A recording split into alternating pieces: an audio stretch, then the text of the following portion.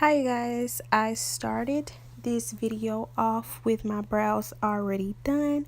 I used the NYX brow gel in the color brown, and then I carved out my brows with my Maybelline concealer, and I also used that same concealer to prep my eyelids for shadow.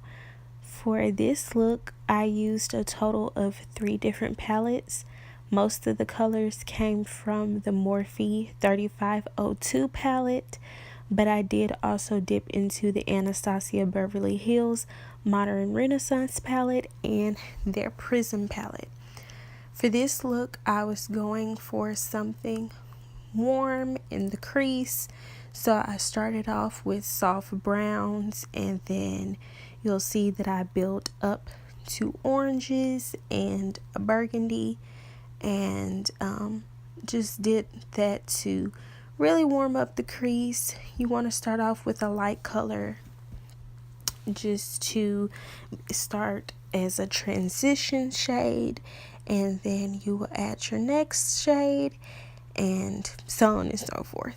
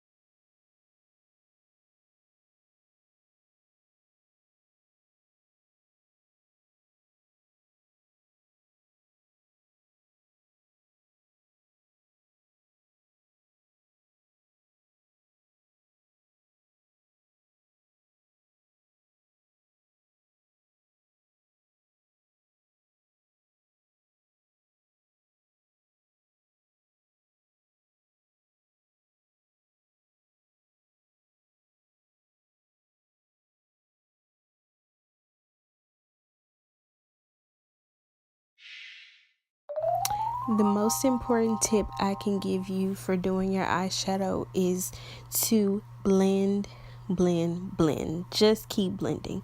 When you think you've blended enough, do it some more. And it also helps to have different size blending brushes.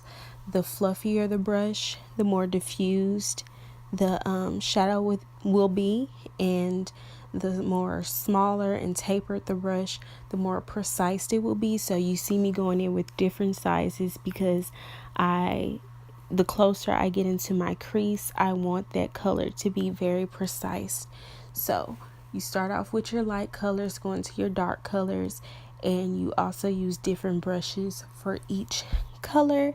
I promise I will come back with another tutorial showing exactly how I do that, but for right now, I'm just gonna do the voiceover, and hopefully you can watch and see what I'm doing.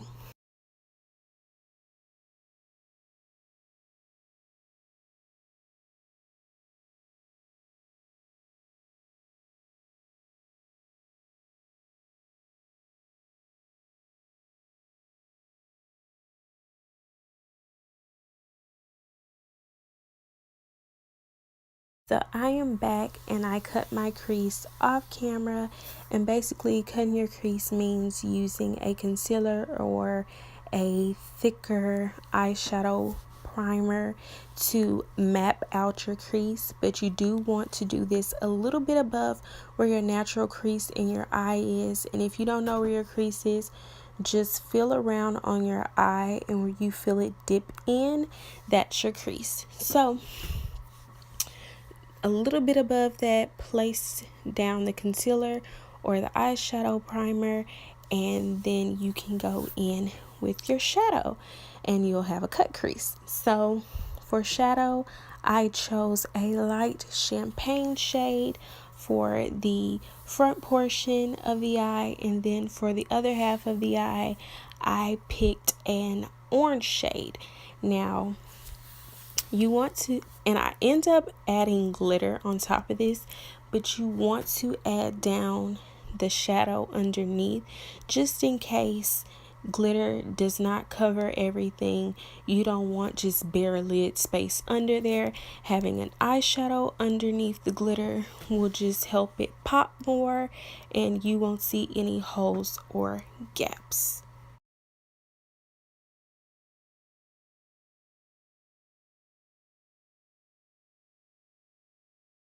Here you see me going in with a smaller brush in between the orange shade and the champagne shade, just because once again you want everything to blend. You do not want it to be a harsh line, so I'm just going back and forth with the champagne shade and the orange shade, making sure they blend into each other. So here I start to do my favorite part, which is apply the glitter.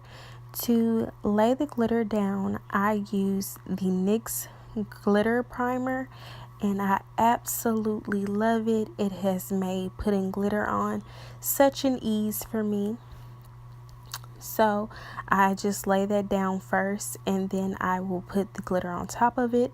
For the front portion of my eye, I mixed a gold glitter with a silver glitter, and I put more silver. I wish I had a champagne shade of glitter, but I didn't, so I just used what I had. So I mixed those two together to my liking, and then for the outer half, I end up finding this reddish orange glitter that I had laying around, and this glitter is so cool because depending on how you look at it and how the light hits it, it just looks different. It might shine orange, it might shine red. It just has so many dimensions in it, and it really was pretty, as you can see. But again, we don't want harsh lines, so in the middle of those two, I don't know when I'm going to go in and do it, but in the middle of those two, I went in with just the gold shade itself to have a more gradient effect going on. Nothing can have harsh lines, you guys. If you don't remember anything from this video, remember, no harsh lines. Blend, blend, blend.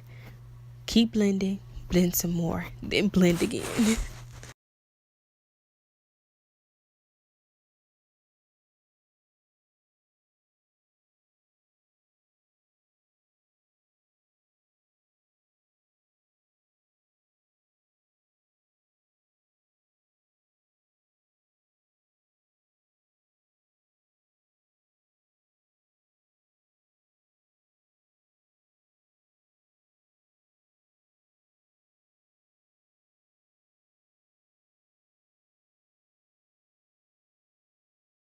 Now, I don't know about you, but I know about me, and I know this is the hardest part of everything, lining the eye.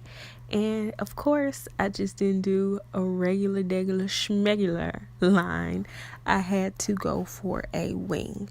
So I went in with my black gel liner, and I didn't even use an angled brush for this. It would have been a lot easier had I went in with an angled brush, but I just went in with the first brush I saw that I usually use for liner, and I went and made me some baby wings so I can fly and soar and be cute, girl. So, and it also makes it so hard for me to do my liner because for this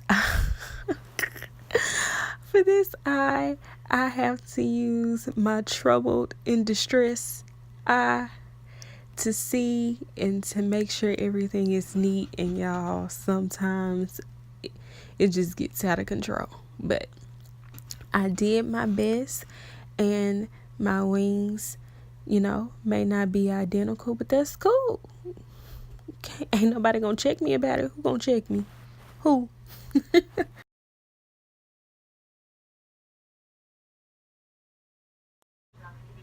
So here you see me applying my concealer. I'm not really a full face girl. I don't use foundation at all.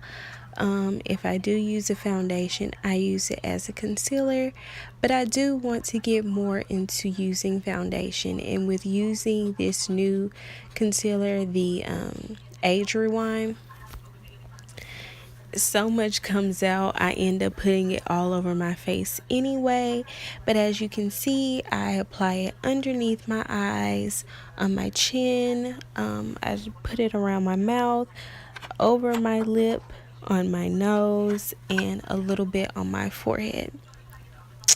And because I really don't sleep much, I go in with another concealer that's a little bit lighter, and this is the Maybelline concealer, I believe. And then I blend that out, and then I do think I'm going in with one more color, but that color is just a light foundation shade actually, and that's to make my under eye pop, because I do like a somewhat bright under eye. Oh, I didn't go in with the black opal. I thought I went in with the black opal one, but this is just a little bit lighter, and it's the MAC foundation. You can see that it is a little bit lighter than my skin tone, and I believe I used the shade NC42. Don't quote me. I will leave all products, shades, and information in the description bar. But yeah, I'm just going in and applying this lighter shade, and I also put it on the sides of my nose, on my chin, my cupid's bow, and my forehead. So all the areas that you would usually highlight. So now I'm going to go in and set those areas. I use two different powders. I use a translucent powder, and then I will mix it with a powder that is more yellow based, just for brightening.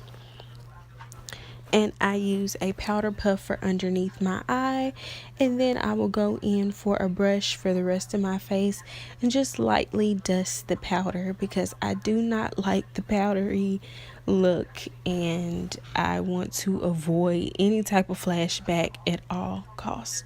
So that's what I'm going in and doing here.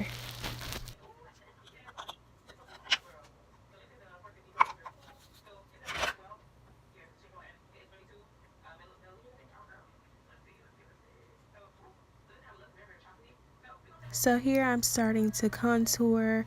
I use a powder contour. I will contour my cheeks to make them chiseled, go onto the temples of my forehead, get that double chin, girl, and on the sides of my nose.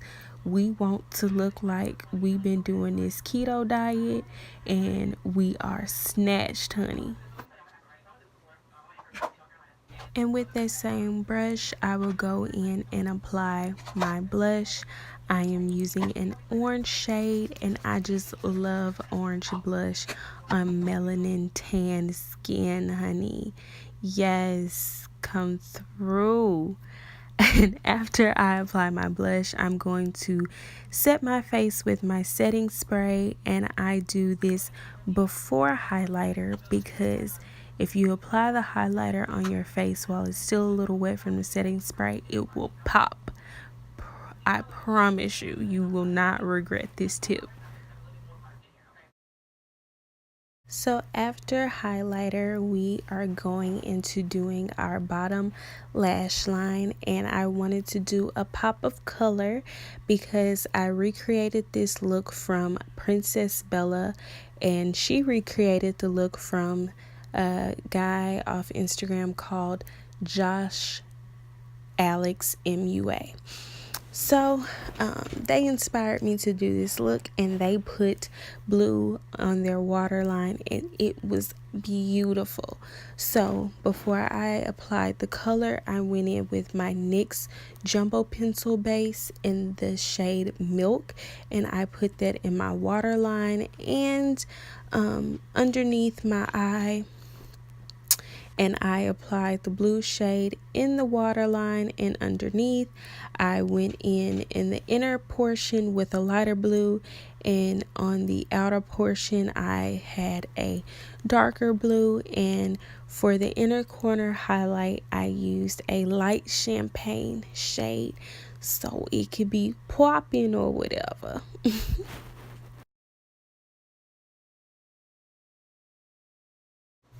So here I am starting to take my pin curls out, and from the previous clip I accidentally cut out me putting on mascara. I was really hurt that I didn't have any lashes to put on, but the look still came out okay. I don't have terrible lashes, but I was so upset I couldn't apply my lashes.